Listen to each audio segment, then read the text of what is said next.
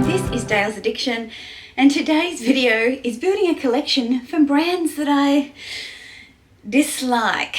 I won't go as far as to say hate, because your girl has hated on a couple of brands before and now is the proud owner of that brand. So we'll just say that these are brands that I have not owned ever before and that I can't see myself going out of my way to own. And I'm doing the video because Delphine, it was you, suggested that I make this video after I roasted a bunch of bags and gave my opinions on them. I also recently mentioned in my Kelly review video that I have found a lot of enjoyment from going out of my way to purchase or look for pieces that I wouldn't traditionally be drawn to and find a way to make them work for me, rather than just saying that's not for me, finding a way, a style, a colour, a leather type to make it work for me. And that's certainly what I did with my MS Kelly recently, and so this challenge kind of seems timely. So there are 5 brands that I am going to be making a collection from that I have never ever been drawn to. They are Saint Laurent, Goyard, Celine, Delvaux and Loewe. So let's go. I'll start with the ones that were easier to choose because quite frankly there's not a lot that I do like from these brands. And the first one will come as no surprise for those of you who've been here a little bit longer than the newbies, is Saint Laurent. Now, Saint Laurent, let me tell you what I dislike about the brand. I find it all looks very same. It's quite a neutral colour palette generally speaking, and a lot of their bags look quite similar in nature to styles from other brands. They've just been made Saint Laurent-ish, and so I don't find them particularly original. In saying that, I was surprised to discover as I scrolled through the Saint Laurent website in preparing for this video, some leopard print. And we all know that I really embraced my mob wife era about this time last year. And the bag that I have selected from Saint Laurent stood out head and shoulders above the rest. There was nothing else really competing for my attention on the website. Is the Le 5 à 7 Bear, I'm sure I'm saying that wrong, in pony hair leather. This bag it's a lot of bag. When I first saw it, I thought, if that's in pony hair, that's a winner for me. And it is. At 7,920 Australian dollars, it is quite the investment. Now this tote is louder than life, which I love. It's made from pony hair and nappa leather. It says it's lightweight, but it's fully lined in suede. I am wondering how light it could be, because they are some serious materials there. It features an inner zip pocket and a leather tab closure that's decorated with the Cassandre, which I assume is the YSL logo. Its east-west format makes it both spacious and functional, while inner ties allow the sides to be collapsed or expanded to create different silhouettes. That I like, I am there for. The price is pretty significant, but I love the texture, first and foremost. I love the print, secondly. Would I pay the best part of 8,000 Australian dollars to purchase this bag? No. But for the purpose of this video, this is my selection from Saint Laurent. Now, the next brand I found that was easy to choose from, based on everything on the website, was Goyard. And that's probably because Goyard is similar, in my view, to Yves Saint Laurent. Very samey. Yes, they have different coloured canvases, but it's pretty one-dimensional in my view, just different shapes and coloured canvases. One piece that has drawn me back to Goyard over and over again, and I will say I was tempted if the opportunity took me when I was in Paris in December and there was no line and I had money to spare, which I did not because I spent it, was the Goyard Menagerie trunk. I think that's how you say it. And I love the white one, the winter white with grey tone silver hardware. It looks like it's beautiful. I love that it can be carried inside of its little harness over the shoulder or potentially crossbody, but that you can remove it from that little harness and carry it as a clutch as well. And then you've got that bright yellow internal compartment, which I'm not a huge fan of yellow, but you know, given that it's a contrast and it kind of reflects the brand's heritage, I'll forgive that. It's not unlike the Louis Vuitton saffron colour. I love the trunk work though. I'm a sucker for a trunk, and this one is particularly beautiful. Now the prices, as we know, are not on the website at Goyard, but I think this one was around, I'm going to say around 12,000 AUD last time I looked it up. So it's quite the investment. So again, if I came across this, would I buy it? I think the easy answer is no. I think if they brought out some kind of limited edition colorway or something, maybe. But I do love my Louis Vuitton Petit Mals and what you can do with those. So I think if I had the choice, I'd probably always default back to the Louis Vuitton Petit Mal. Now we're getting into the harder territory. This first brand that I'm going to talk about, out of the three that I found particularly hard, was hard because, surprisingly to me, there were actually quite a few pieces that I liked. Would I buy them? Different story, but I liked them. And that brand is Celine. Don't tell anybody. So the first one, I think it's a new style. I don't stay on top of what Celine are bringing out, but it is the Teen Nino bag in the smooth saturated calf skin in the colour Vintage Rose. This colour struck me because I don't have a pink quite like it. I do have this colour in clothing though. Most of my pinks are kind of fuchsia or a really light powder pink. So this pink is quite unique, and I love the balance of proportions between the flap of the bag and the bag itself, the size of the buckle and the top handle. Those things are so underrated when it comes to bag design in my view, but to my eye, it's really pleasing. It says here the new Nino bag is made by Celine's artisan leather makers in the utmost traditional way, a refined, high-end, supple calfskin leather with a soft hand and reinforcements that have been carefully studied to achieve a structured yet supple look. Yes, I agree with that. The Celine Nino bag features a top handle and is embellished with the iconic Triumph signature hardware.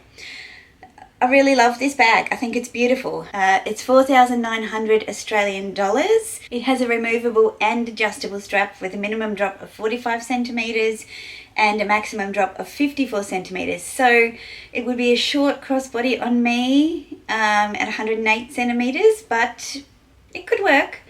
I think it's really cute though as a top handle. I would love to wear it crossbody. Maybe a strap extender might work on this one.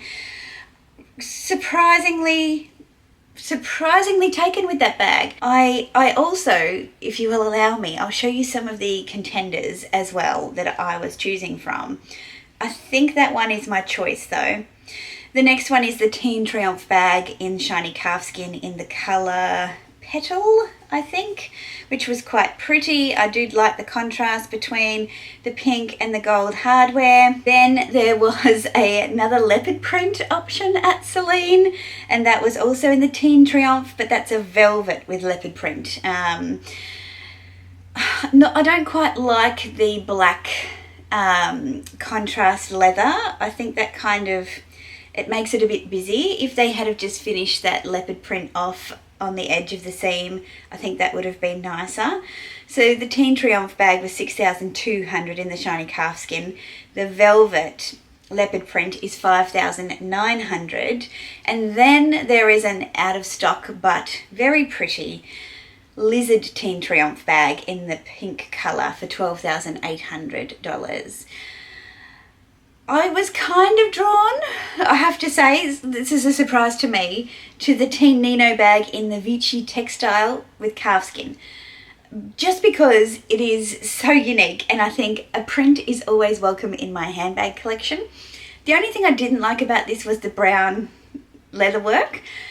There is a shoulder bag that has a black strap, but I think it's really quite unique. I think it would work with a lot of things in my collection, and I don't have anything like it for 4,500 Australian dollars. So surprisingly, I found the Celine bags fairly reasonably priced considering what luxury bags cost these days. But I'm giving the win. Yeah, I'm definitely giving the win to the new Teen Nino bag in smooth saturated calfskin in the colour Vintage Rose.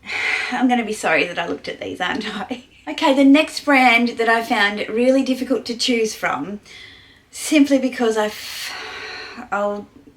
is Delvaux. Now, on the surface of it, I should love Delvaux because they integrate the letter D into nearly every design that they do. And, you know, my name's Dale, and wouldn't it be nice to have my initial on a handbag? I mean, Dior sometimes do the big D, right? You know, surely Delvaux make their whole brand around the D. Maybe, just maybe, there might be something for me. I trolled their website long and hard. I went back and forth. And the thing that I would like to, you know, suggest to Delvaux is when you view all bags on the website, if you go in and have a look at one and you come back out, it takes you right to the top of the list again. Not back to where you were. And so it took forever to go through the website. There was one bag, that I could justify putting into this collection. It is the Brilliant Mini Cassiope. I think that's what you call it, in box calf. Now, this bag is you'll see when I put the picture up, is that well, it is stressed out, as they say. It is adorned with hand-embroidered embossed stars. Available in the cloud colour. This model features Brilliant Collection's D clasp in silver and an adjustable removable leather strap. It has these beautiful little kind of shooting star beads and crystals all over it. Like, it's pretty cute. It's pretty cute. I like that it has the one single compartment inside, so it's easy for you to organise your things. But that's the only bag that I liked on the Delvaux website, and it's 9,250 USD. I don't have an Australian price for that one, but just do the conversion. It's not in stock, obviously, because it's a special edition, but yeah, I find it really hard with Delvaux, with their colour range, with the shapes of their bags. There were two others that I kind of looked closely at. I took a screenshot of them, so I guess they're worthy contenders. One was the Brilliant GM Fly in the colour Sesame. I think I just liked it because it looked kind of slouchy and simple, and I think the bigger the bag, the less exaggerated that weird shape looks, if that makes sense. And the other one was another extra large. It was the L''XXL Dream Calf in black, and it looks super slouchy and squishy delishy for 9,500 euro. I found that one. I wouldn't buy any of these, to be honest. Like, for the purpose of this video, they are my contenders. But it was really hard, and I knew it would be. I've been into Delvaux a few times when I've been overseas, and it's just not a shape that appeals to me. I will never say never though, because we know what happens when that happens. So finally we get to Loewe. I want to love Loewe. I love J.W. Anderson. I bought his pigeon clutch from his namesake label. You can see him just looking at us right there.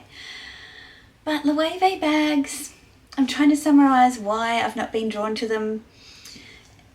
The quirky ones are typically really quirky. They look like a craft project. A lot of the bags are very unisex, and to me they lean more to the masculine than the feminine. And then there are bags that have really quirky, weird designs. Now, I know they have beautiful leather. I know that they're kind of raffia and straw bags are really lovely and easy to use, but the shapes, the colorways, the golds are just so gold and mustardy, and then the black is so black, and the turquoise is so turquoise. Like, everything is very saturated, and I just find it quite jarring, I have to say. And then the designs, as I said before, they're quite unisex, and I think they lean towards the masculine.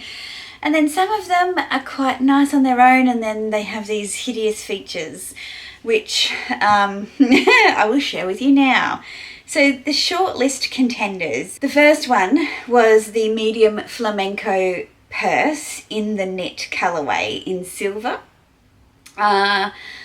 I hate the chain on it. It's horrible, but the bag itself is, I love the texture of it.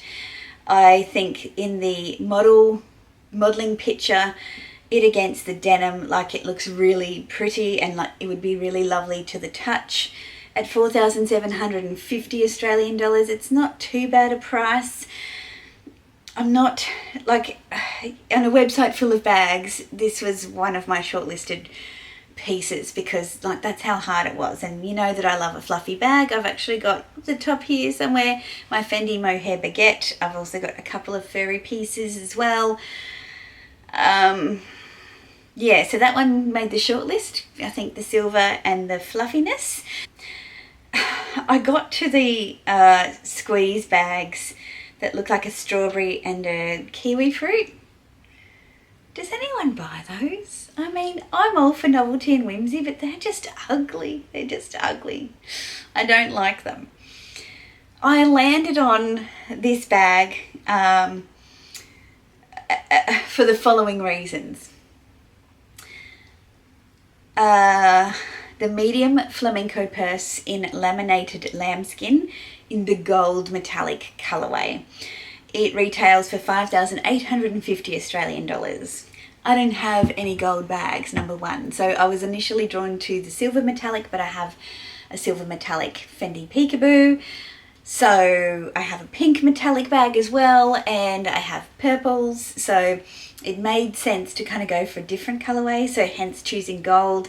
I've got some beautiful gold sandals, so that would be a nice match to those.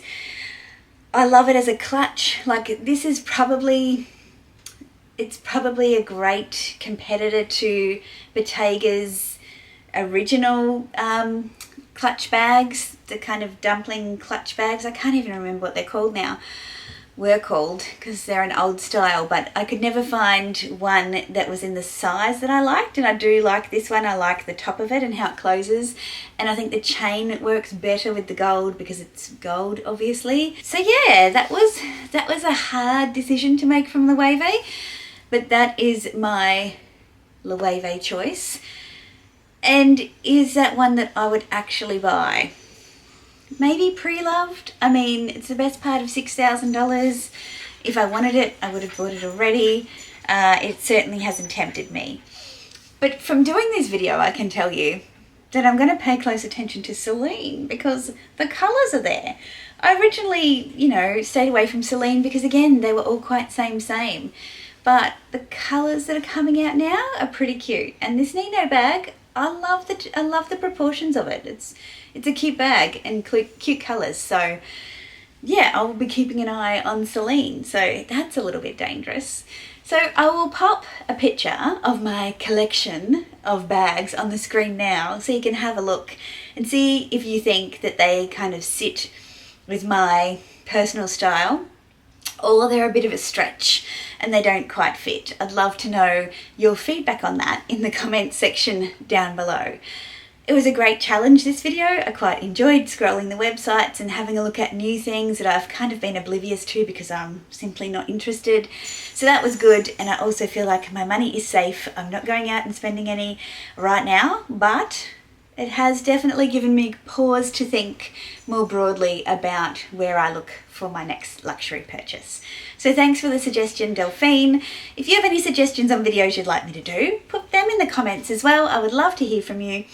Make sure that you give this video a like, a thumbs up if you've enjoyed it, and consider subscribing if you haven't already. I'd love to see you back for the next one. Until then, ciao!